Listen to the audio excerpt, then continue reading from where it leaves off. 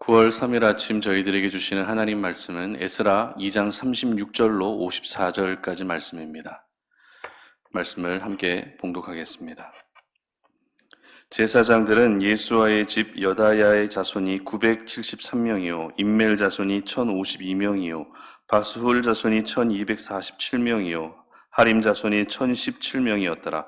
레위 사람은 호다위야 자손 곧 예수아와 감미엘 자손이 74명이요 노래하는 자들은 아삽 자손이 128명이요 문제기의 자손들은 살룸과 아델과 달문과 악굽과 하디다와 소베 자손이 모두 139명이었더라. 느디님 사람들은 시아 자손과 하수바 자손과 답바옷 자손과 게로스 자손과 시아하 자손과 바돈 자손과 르바나 자손과 하가바 자손과 악굽 자손과 하갑 자손과 시물레 자손과 하난 자손과 깃델 자손과 가할 자손과 르아야 자손과 르신 자손과 느고다 자손과 갓삼 자손과 우사 자손과 바세아 자손과 베세 자손과 아스나 자손과 무우님 자손과 느부심 자손과 박북 자손과 하그바 자손과 할훌 자손과 바술룻 자손과 무히라 자손과 하르사 자손과 바르고스 자손과 시스라 자손과 데마 자손과 느시아 자손과 하디바 자손이었더라.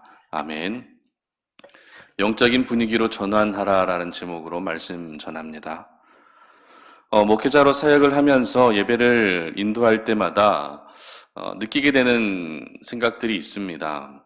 어떤 것인가 하면 어떤 예배는 저 스스로도 참 하나님의 강력한 임재를 경험하고 은혜가 충만하게 그렇게 채워지는 예배가 있는 반면에 또 어떤 예배는 사탄의 교묘한 방해로 인해 예배는 드리고 있지만 참 마음이 힘든 순간들이 있다는 것입니다. 그래서 예배에 집중도 잘 안 되고 이 은혜가 흘러가지 못하는 그런 예배의 자리도 있다는 것입니다. 그렇기 때문에 우리는 오늘도 한 번의 예배를 드린다 할지라도 그 예배를 기도로 준비하면서 그 예배의 분위기를 영적인 분위기로 만들어 가야 할 필요가 있습니다. 그런데 이것은 예배만이 해당되는 것이 아닙니다. 우리가 살아가는 이 세상이 공중권세 잡은 자가 역사하는 그런 세상이기 때문에 하나님의 사람들은 오늘도 내가 자리하고 있는 가정과 내가 일하고 있는 그 일터 역시 영적인 분위기로 바꾸어 가고 전환해 가야 한다는 것입니다. 우리 주변을 보게 되면 분위기 메이커 역할을 하는 사람들이 있기 마련입니다. 그래서 그 사람이 함께하고 있는 그 자체로 분위기가 업되기도 하지만 또 반대로 그 사람이 함께하게 되면 분위기가 왠지 모르게 이렇게 다운되는 그런 경향들도 있습니다. 그렇다면 예수님을 구주로 영접한 하나님의 사람들은 이 세상 가운데에서 어떤 분위기 메이커 역할을 해야 할까요? 그것은 바로 영적인 분위기 메이커 역할을 해야 되는 줄 믿습니다. 내가 함께 함으로써 그곳이 어디든지 간에 영적인 분위기로 바뀌어지게 되는 그런 역할을 감당할 수 있어야 한다는 것이죠. 오늘 본문은 어제 본문에 이어서 계속해서 1차 포로 귀환 명단을 기록하고 있습니다. 특별히 오늘 본문에 기록된 그 명단은 크게 세 부류의 사람들로 나뉘어지는 것을 보게 되는데요. 36절은 제사장들은 이라고 기록하고 있죠. 그리고 40절은 레위 사람은 이라고 기록하고 있습니다. 그리고 43절은 느디님 사람들은 이라고 기록하고 있습니다. 그렇기 때문에 오늘 본문에 기록된 세 부류의 사람들은 제사장, 그리고 레위인, 그리고 느디님 사람들이 이 포로 귀환 명단에 올랐다는 것을 오늘 본문은 저희들에게 말해주고 있는 것입니다. 그런데 여기서 저희들은 제사장들이 어떤 사람인들인지는 어느 정도 알겠고 또 레위인들 역시 어떤 사람인지 대충 알겠는데 이 느디님 사람들에 대해서는 좀 생소하게 다가올 수 있을 것 같습니다.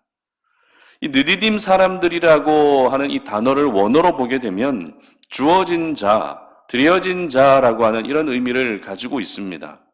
이 드려진 자라고 하는 것은 이 성전 봉사를 의미하는 표현인데요. 그렇기 때문에 느디님 사람들은 성전에서 봉사하는 사람들을 의미하는 것입니다. 그런데 단순히 성전 봉사가 아니라 조금 더 정확하게 말씀드리게 되면 이들은 레위인들을 돕는 역할을 하는 사람들이었다는 것입니다. 그렇기 때문에 오늘 명단에 기록된 제사장, 그리고 레위인, 그리고 느디림 사람들 모두가 성전과 예배와 관련된 주요 사람들이었다는 것을 저희들은 알게 되는 것이죠. 여러분, 포로 귀환의 목적이 무엇입니까? 포로 귀환의 목적이 무엇입니까? 무너진 성전을 다시 재건하는 것입니다. 그렇기 때문에 성전과 관련된 사람들이 귀환하는 것은 당연한 것이라 할 수 있습니다. 그런데 오늘 저희들이 이 본문을 통해서 주의 깊게 살펴봐야 할 것은 귀환 명단에 들어간 이 제사장과 레위인과 느디림 사람들의 숫자입니다. 오늘 본문의 36절부터 39절까지는 제사장들의 숫자가 기록되어 있는데요. 그 합이 몇 명입니까? 4,289명이라고 기록합니다. 그리고 이어서 40절부터 42절까지는 레위인들의 숫자가 기록되는데 341명입니다. 그리고 이어서 43절 이하에서는 느디님 사람들, 오늘 포로 귀환하고 있는 느디님 사람들이 모두 35개의 가문의 자손들이라는 것을 기록하고 있습니다. 그러므로 이 모든 숫자를 더하게 되면 성전과 관련된, 예배와 관련된 역할을 하는 사람들이 모두 4,665명이었습니다. 여러분, 약 4,600여 명의 사람들, 이 숫자의 규모가 잘 체감되지 않을 것 같은데요. 참고로 1차 포로 귀환 명단에 오른 전체 백성들의 숫자는 42,360명이었습니다. 이 숫자가 계속 나오니까 좀 헷갈릴 수 있는데요. 여러분, 42,300명 중에 4,600명이 제사장과 레위인들로 구성되었다면 그 퍼센테이지, 비율로 보게 되면 전체 인원의 약 11%에 해당하는 숫자라는 것입니다. 그래도 감이 잘 안 오시죠? 민수기를 보게 되면 이스라엘 백성들의 인구조사를 2번에 걸쳐서 하게 되는데요. 1차 인구조사 때 이스라엘 백성들의 장정의 수가 약 60만 명 정도 되었습니다. 그때 1차 인구조사 때 레위인들로 조사된 인원이 약 2만 2천 명이었습니다. 즉 비율로 보게 되면 60만 명 중에 2만 2천 명은 3.6%밖에 되지 않습니다. 그러면 2차 인구조사 때는 또 어떨까요? 2차 인구조사 때 역시 장정의 수는 약 60만 명 정도 됩니다. 그때 레위인들의 숫자는 조금 더 늘어난 1차 조사 때보다 조금 더 늘어난 2만 3천 명 정도가 되는데요. 60만 명 중에 2만 3천 명에는 비율로 보게 되면 3.8% 정도 됩니다. 이처럼 1차 인구조사와 2차 인구조사 때 조사된 제사장과 레위인들의 비율은 채 5%가 넘지 않는 5%도 되지 않는 적은 숫자였다는 것입니다. 그런데 오늘 포로 귀환 1차 명단에서는 전체 인원의 무려 몇 프로요? 11%가 되는 많은 레위인들과 제사장들 그리고 느디님 사람들이 이렇게 포로 귀환 명단에 오르고 있었다는 것입니다. 오늘 저희들은 하나님께서 이렇게 많은 제사장과 레위인들을 1차 귀환 명단에 포함시킨 이유가 단순히 성전을 재건하기 위함이 아니라는 것을 알아야 합니다. 물론 실제적인 귀환 목적은 성전 재건이 맞습니다. 그러나 성전 재건, 포로 귀환 이 부분을 조금 더 깊이 묵상해 보게 되면 이스라엘의 포로 귀환은 다시 이스라엘 민족과 그 나라의 회복을 이루기 위한 것이라는 사실을 저희들은 알아야 합니다. 그리고 그 회복의 첫 단추가 무엇이었습니까?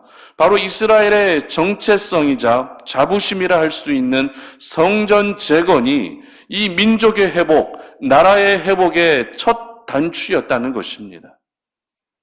하나님께서는 다시 회복의 역사를 써내려가야 하는 이 중대한 상황에서 무엇보다도 패배의식과 그리고 포로의식 속에 사로잡힌 백성들의 분위기를 영적인 분위기로 전환하고 계시는 것입니다. 그렇다면 이 영적인 분위기로 누가 전환시켜야 하는 것일까요? 하나님의 마음은 충분히 알겠는데 이 영적인 분위기로 분위기 전환을 누가 해야 되겠습니까? 일반 백성들이 해야 합니까? 일단 그들은 귀환과 동시에 성전을 다시 재건하는 노동의 현장에, 공사의 현장에 투입되어야 했습니다. 그러면 그들의 주된 임무는 무엇입니까? 성전을 다시 재건하는 일이 주된 임무입니다. 그렇기 때문에 그들만으로는 도무지 분위기가 영적인 분위기로 전환될 수가 없었습니다. 그래서 필요한 사람들이 바로 성전과 예배를 수종드는 제사장과 레위인들 그리고 느디님 사람들이 필요했던 것이죠. 그래서 전체 인원의 11%가 되는 많은 사람들을 먼저 귀환시키셨고 그들을 중심으로 이스라엘의 분위기를 영적인 분위기로 바꾸어가고 계셨던 것입니다. 여러분, 우리 삶에는 이 분위기라고 하는 것, 흐름, 리듬이라고 하는 이것이 중요한 때가 참 많이 있습니다. 운동 경기에서도, 스포츠 경기에서도 이 분위기가 굉장히 중요하거든요. 그래서 분위기만 잘 이어가도 승승장구할 수 있지만 분위기에서 무너지게 되면 충분히 감당할 수 있는데도 쉽게 포기해 버립니다. 분위기 싸움에서 지게 되면 얼마든지 이길 수 있는 상황인데도 질 수밖에 없는 것입니다. 하나님의 사람들의 삶이라 해도 틀리지 않다는 것이죠. 내가 오늘도 죄의 분위기 속에서 그냥 묻혀서 살아가게 되면 죄의식을 느끼지 못하고 항상 죄를 짓는 죄의 인생을 살아가게 되는 것입니다. 우울한 분위기 속에서 살게 되면 뭘 해도 우울해지게 된다는 것이죠.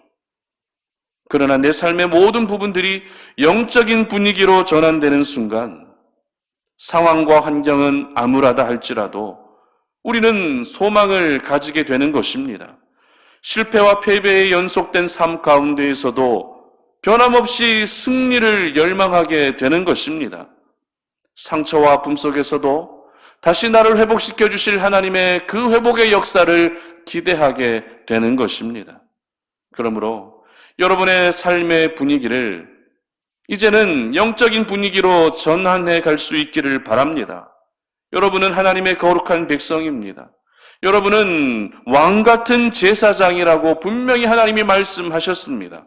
그렇기 때문에 영적인 분위기로 전환해야 할 사람들은 바로 우리 송탄 오륜의 가족들, 우리 성도님들이신 줄 믿으시기를 바랍니다. 여러분으로 인해서 가정이 영적인 분위기로 전환되고 여러분으로 인해서 여러분이 일하고 계시는 그 일터가 영적인 분위기로 전환되며 그리고 여러분으로 인해서 교회가 영적인 분위기로 전환될 수 있어야 하는 것입니다. 분위기 싸움에서만 이기면 또 다른 모든 부분에서의 승리는 보장되어 있는 것입니다. 영적인 분위기로 바뀐다는 것은 하나님이 일하시는 분위기로 바뀐다는 것이기 때문에 우리 하나님께서 도우시는 손길, 우리 하나님의 그 도우시는 손길로 매 순간마다 항상 승리의 은혜를 경험하게 되는 것입니다. 지금 여러분의 삶의 분위기가 혹시 우울하진 않으십니까? 아니면 절망적인 상황으로 인해 패배의식 속에 하루하루를 살아가고 계시지는 않으십니까?